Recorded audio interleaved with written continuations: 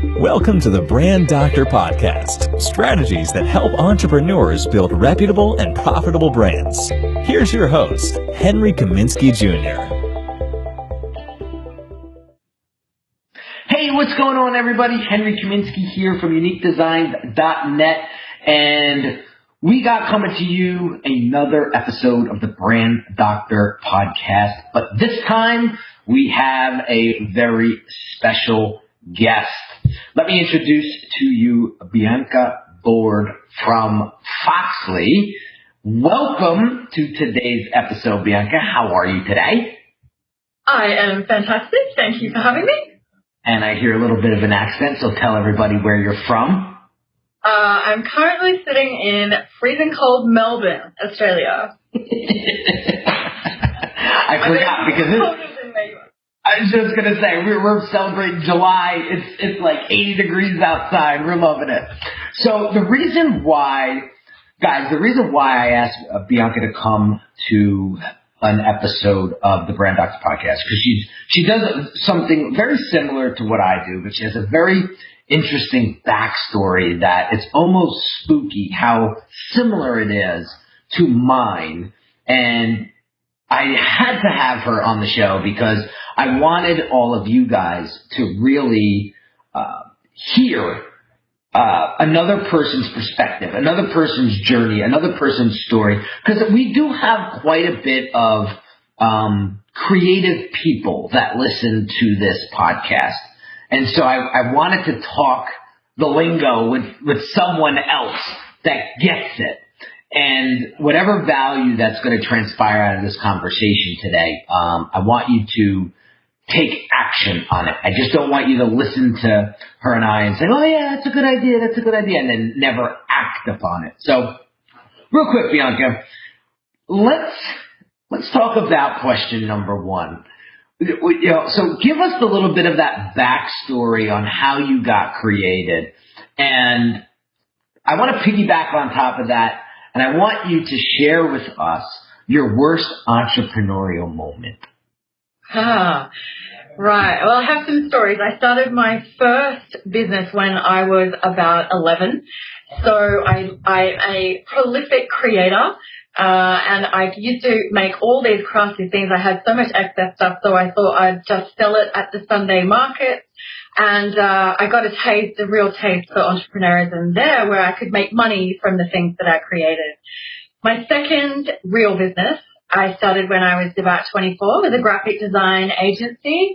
And from there, I started a web company, Web123, a few years later, because I was really jack of the web industry and how the little guys were getting screwed. In that time, trying to generate leads, this is before the days of funnels, I had, coach after coach after coach looking to, fast track my business. And I had this one coach who didn't really do all that many wonders for my business, and he was hell-bent on getting me to do this 13-step sales process. And during that time, trying to adopt these cookie-cutter methods that just did not work for my design business, I ended up sending out cans of spam ham to prospects via post, trying to drum up business. I'm almost ashamed to admit it. It was one of the lowest points, I think, of my career. I ended up ending my tenure with that coach not long after that. Didn't work. Well, I picked up a few clients, but it was a very, very embarrassing time in my life. Oh my God. So, lesson learned, guys, pick your mentors wisely. Yeah. Right? Yeah, So it wasn't all bad. Sorry. Yeah, listen, if you got a couple clients out of it, that's what's up. For sure. Yeah, and then that led to my reseller program, which then led to me creating Foxley years later. So I guess there's always a silver lining to all of those embarrassing things we try. Absolutely. Now, just let the audience know, how long have you been in business? Real business, I'm coming up to 15 years, just on 15 years now.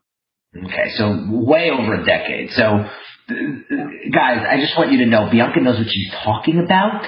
So I definitely want you to listen up to her expertise and her advice and her knowledge because she's been around the block a couple times. So I failed a lot. Right. And so I want to talk about that because obviously this is the Brand Doctor podcast. My expertise is branding, design, digital marketing, and helping people connect with their target audience and help them connect their messaging and their identities to their target audience, obviously. So I see a lot of issues going on lately when I have potential clients coming to me saying, you know, what's the next Facebook hack? You know, what's the next tactic that I could use on Instagram to help me generate more business, right? And my first thing is I take a look at their branding and I'm like, what are you doing? I think it's time that you have to take like 10 steps back for a second. And so in your opinion, Bianca, what do you think the biggest mistake entrepreneurs are making right now with their branding? I think I agree with you. I think everybody's looking for a magic bullet, a quick fix, a 7-step process, or, you know, something that they can follow, a shortcut or something like that. And I think that they're missing, like you say, going back to 10 steps. You need to start with your why. I think like everything became clearer to me when I first started my first business. I didn't really have any clue. I just knew I wanted to help people. I knew I didn't want to have a boss telling me what to do, but I didn't have a business plan. I didn't have a brand strategy. I didn't know my why. I knew there was something bigger for me out there. I knew I was going to be successful, but I didn't know what that why was. I only really discovered my true why just a couple of years ago, but since, you know, I think doing the work and understanding that, you know, real progress in any business takes at least 5 years, I believe. There's no quick fix magic formula. And starting with, you know, the fundamentals, like why are you doing this? Why have you chosen this? Who are you trying to help? Getting those branding fundamentals down pat before you start looking for the tactics, because I think a lot of people are just caught up in the next, you know, Facebook hack and sales funnel and all that kind of stuff, and they're just missing, you know, they're chasing the dollar, chasing the trophy.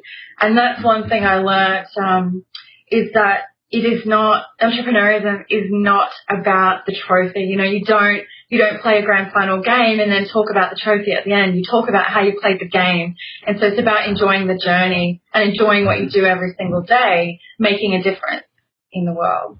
That's awesome. So Bianca, tell us, what is your why? My why is to help people suffer less. So whether that be, I support a lot of charities. I have my own charity for kids in Africa. We put them through school. We award scholarships.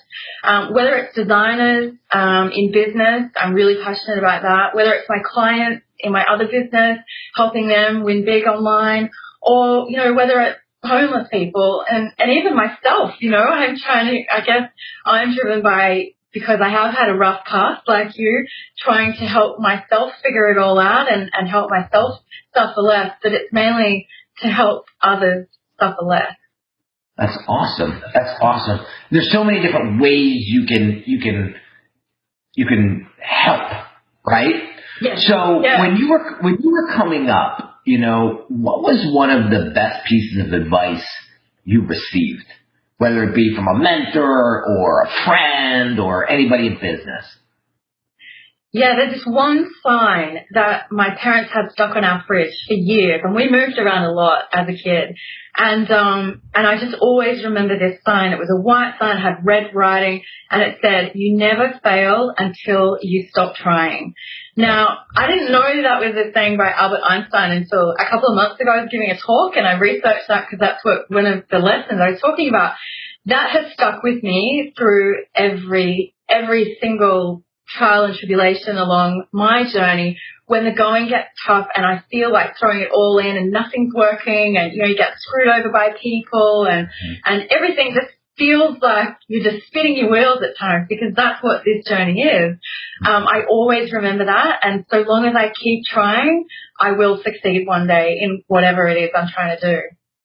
Interesting. Yeah, I mean, it's so important. I mean, I've been in business now a decade, this September, and it's just like I look back and I remember of all the mistakes that I made and all the poor brand positioning, things that I did. And I want to talk about that for a second, because I'm a big fan of brand positioning and brand awareness and how you position your brand. And my aha moment or my motto is the quality of your brand will determine the quality of your clients.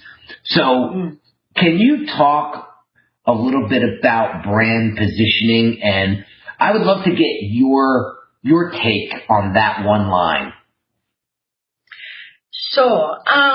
Well, we have invested a lot in our brand strategy. So, my wife, for example, was after an 8-hour workshop just to determine that. A lot of very, heated discussions and everything like that. So we're very clear on that we want to be a brand that is known to be bold. We practice radical candor here. We tell it how it is. We don't sugarcoat stuff. We come from a place of tough love, but we also want to empower our community. So we don't want to create a community of followers, and there's different types of models, I guess, you can adapt. We want to create leaders within our design community so that they can go off and create other leaders, and we can globally have this huge sort of ripple effect. So I think all of the kind of the brand values that we practice, the way that we talk to our community, the tools that we give them, the shortcuts, everything comes with a certain aspect of tough love and reality check. So listen, guys, here's some shortcuts, but you just need to do the work on yourself, which is, I think, 80% of the success equation is your own mindset and your own personal growth, self-awareness, and all of that. And I think that, that your brand has, it is a living thing, and it is not just an extension of you. It is also what, you're creating a movement. And so what kind of values do you want to instill in your community, and how do you want those people to share those values and attract the right type of people with the same worldview? Yeah, that's awesome. That's awesome.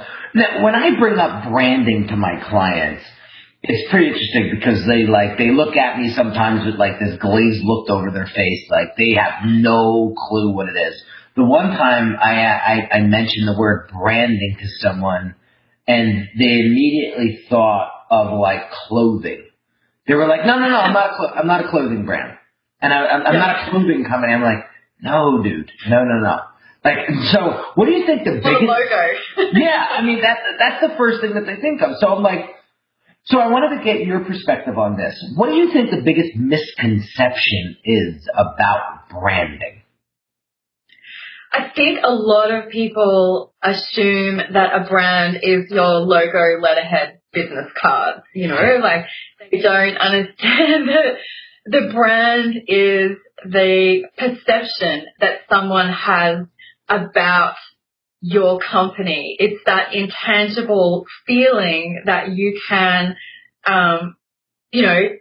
stir up or conjure up when someone hears your name or when someone sees a part of you or a slice of you online. It is that intangible emotion that you stir. Right. And I guess because it is intangible, it's very difficult for people to grasp that. It is. No, that's totally true. And you said a couple of things. The desired perception of how you want to be seen. Then you said the big F word, which is the feeling. That is so important. I was just at a conference a couple weeks ago, I should say a couple months ago at this point, and Tony Robbins was speaking. And he started out simply by saying, people buy feelings. And he did this whole thing. He had this girl with it looked like a book bag from Target. And then there was a girl sitting up at the front with a Gucci book bag, right? Yep. And he asked both people why they bought their book bag of choice, right? Yeah. And it was such an interesting exercise to hear, the different perceptions. This one was like, it can hold all my books. Yeah. And the other one was like, I like the way it makes me feel. Like it was like, I want everybody to see that I have a Gucci book bag, right? Because it makes me feel whatever that is.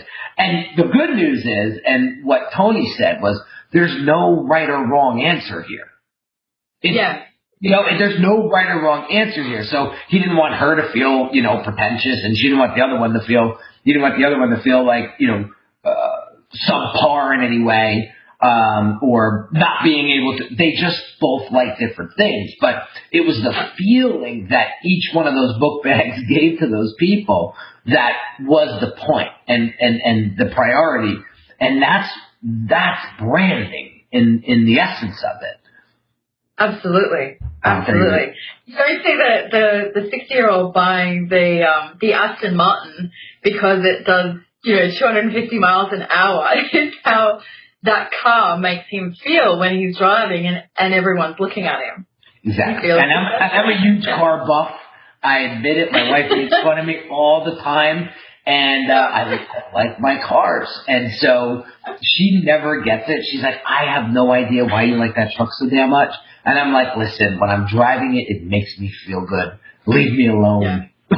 and that's limited to our shoes, we don't have 65 pairs of shoes if it doesn't make us feel sexy when we're going out. Yeah. And that's the key, guys. And so that's important because I want everybody listening to understand that people are buying feelings.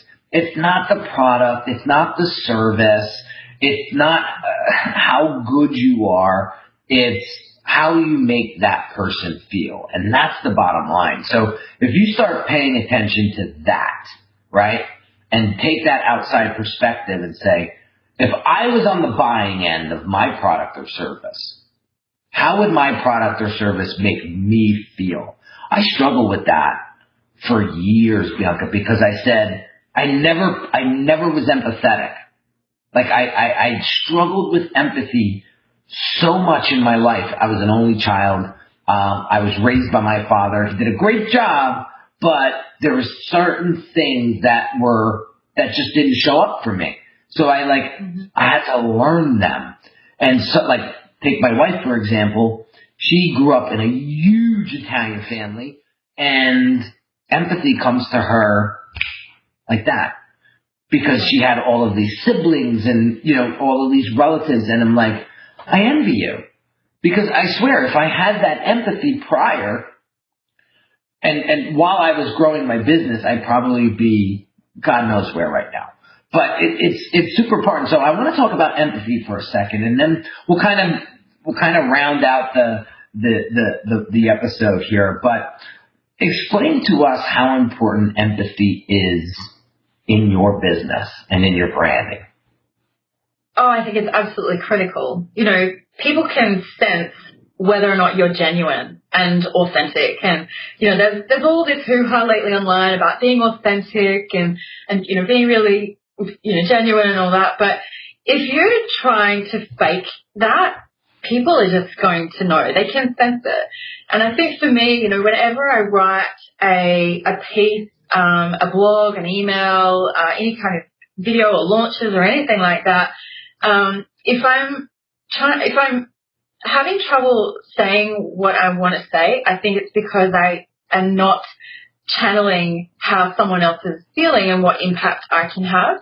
And if I get stuck, I actually go back to what it feels like for me in my business. And I think that's a lot of what's driving my current mission today, is because when I started my first business, I felt so isolated. I felt so alone. I was trying to reach out to different people to get help, and I just couldn't get the support. I was in a small town, so there was no I couldn't talk to my competitors. There was no kind of industry peers that I could tap into for that knowledge. And so I think I go back and sort of channel that and channel my own fears and my own hurdles and how I've overcome them and everything, and people just connect with that. But if I was doing it all just to make $1, you know, just to get rich and buy big fancy boats and houses and stuff like that, I don't think that we would have the success. And you know, it's interesting about the what you're trying to do when it comes from a place of why, and you genuinely want to help people, whatever your why is. The trophies don't matter anymore. You know, our house burnt down. We lost absolutely everything. It's quite a funny story. She's laughing. Her house burnt down, but she's laughing about it. Our house burnt down. We grabbed a bottle of wine on the way out. It was 2 a.m. And this is sort of, I've come to the realization that the entrepreneurism is not about the stuff, the money, the trophies and any of that. But funnily enough, a couple of months later, our house burnt down and we did actually lose everything that we owned. All we had was the clothes on our back and a bottle of red wine that we grabbed on the way out. And we stood out the front of the house watching it burn down, almost laughing. We were smiling because we just felt so free that we kind of became completely detached from our materialistic self, and all we had was just ourself, our true self, and that's it. And from that day on, I think it's brought a completely different flavor to what we're doing, our businesses. We've got a lot more passion to have a lot more empathy for other people that are on their journey. And I think you can't really be really, really successful without it. That's awesome. So I can tell you're a big Simon Sinek fan. Am I right or wrong? Yeah. I'm a big fan of his as well, and I'm a firm believer that people will buy your why before they buy your product or service. And that's why I'm a big proponent out there on Instagram and Facebook, literally every single day, telling people to don't be afraid to show vulnerability, you know, don't be afraid to show who you truly are, because if you try to mask all of that just to appease people or to impress people, you're immediately drawing the wrong crowd. Totally. So listen to what Bianca's saying. Like, just be yourself. Don't be afraid to share your why. There's nothing to be afraid of. Listen, the people that don't agree with it, you're not going to do business, and you probably don't want to do business with them anyway. And the folks that do resonate with your why are 99.9% of the time going to be more like you. And I don't know about you, Bianca, but I love working with my client roster nowadays because I feel like I'm finally attracting the right client, right? And it's just, I have 3-4 strategy calls a day at this point. And instead of going, oh, not another one, it's like I can't wait to get on that call because I'm working with people that are very similar in value as me, and it goes a long way. Not only are they going to benefit, but my work is going to come out better, and it's just going to be a win-win for everybody. So, absolutely. To wrap this episode up, what would be one big piece of advice that you can leave either a entrepreneur that's just starting out, or someone like yourself who's been in the game for a while and is looking to just make all the right moves, right, to take their business to the next level? What piece of advice could you give them? I would say don't sweat the small stuff. Just get in and just start. Do the work. Like if anything, master that imposter syndrome, the perfectionism, the inner critic, that kind of the inner demons that hold you back from putting yourself out there. Progress is better than perfection, and be patient with it. But just do the work, and not just do the work, but do the work and put it out there. There's a great book called, I think it's called Die Empty by maybe Todd Henry. And he talks about, putting your best work out, or putting work out there every day, because most of the best ideas are in the graveyard, because they've died along with people, because they are always waiting for the perfect time, or when they have the courage, or when they have the confidence, or when they have so many followers or so many fans, then they'll be ready.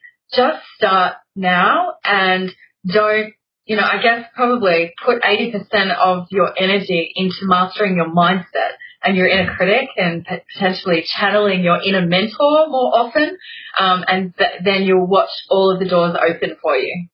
That's awesome.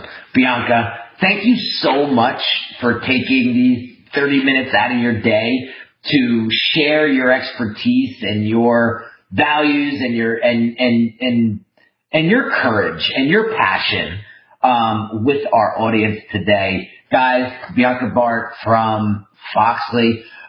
Give us a URL or some social media handles where if they want to get to know Bianca a little bit more, where can they go? Sure, you can catch me at foxley.com, or I'm on Twitter as Bianca Board. And thank you so much for having me. Yeah. Oh, it was a pleasure. It was a pleasure. All right, guys, there is another episode in the books for the Brand Doctor podcast. I will check you on another episode. Please do me one favor. Don't just listen to what we were saying today. Actually do it. Take action. Like Bianca said, do the work and watch what happens as a result. So I'll catch you on another episode, guys. Take care. You've been listening to the Brand Doctor Podcast with Henry Kaminski Jr. To get your appointment with the doctor, visit Brand Audit at www.uniquedesignz.net.